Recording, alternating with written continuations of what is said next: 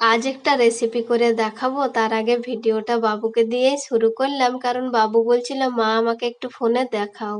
আর এই দেখো মুসুর ডাল সিদ্ধ করে নিয়েছি লবণ হলুদ দিয়ে। আর আজ আমাদের তরকারি হয়েছিল কুমড়া আলুর তরকারি পুঁই ডাঁটা দিয়ে। মশলা এদিকে নিয়েছি জিরা ধনা আদা শুকনো লঙ্কা বাটি নিয়েছি। আর এদিকে ডালটাও আমার বাটা হয়ে গেছে মিক্সার মেশিনে, দেখো।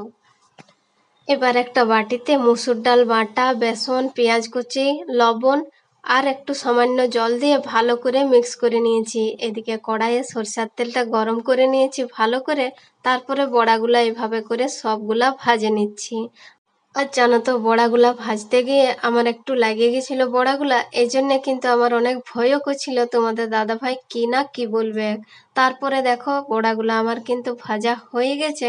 আর এদিকে কড়াইয়ে সরষের তেল আর একটু দিয়ে ফোড়নে শুকনো লঙ্কা আর পেঁয়াজটাকে ভালো করে ভাজে নিচ্ছি। তারপরে গোটা জিরা আর একটা তেজপাতা দিয়ে দিচ্ছি। আর তারপরে দেখো বড়াগুলার কালার কেমন এসেছে।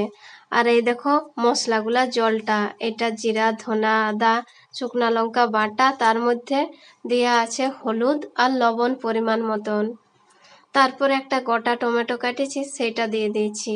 আর তারপরে এই টমেটোটা যাতে নরম হয়ে যায়, এখন মশলাগুলা জলটা দিয়ে দিলাম। তারপরে দেখো ঢাকা দিয়ে দিচ্ছি। কিছুক্ষণ পরে ঢাকাটা তুলে মশলাটার সঙ্গে টমেটোটা মিক্স করে আর জল দিয়ে দিয়েছি, আর একটু গরম মশলা দিয়ে দিয়েছি।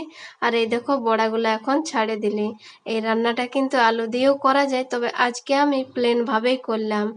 এবার বলো রেসিপিটা তোমাদের কেমন লাগলো। যদি ভালো লাগে একটু লাইক কমেন্ট শেয়ার করে সবাই পাশে থাকবে।